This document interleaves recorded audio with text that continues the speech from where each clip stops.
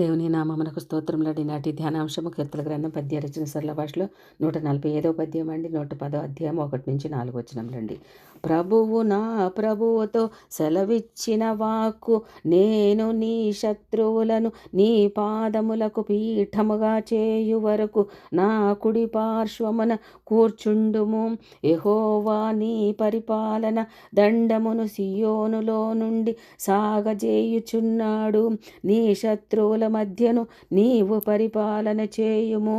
యుద్ధ సన్నాహ దినమున నీ ప్రజలు ఇష్టపూర్వకముగా వచ్చెదరు.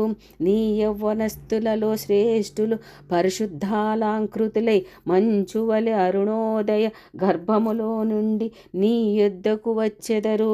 మెల్కిసెదెకు క్రమము చొప్పున నీవు నిరంతరము యాజకుడవై ఉందువనియు యెహోవా ప్రమాణము చేసి ఉన్నాడు. ఆయన మాట తప్పడు.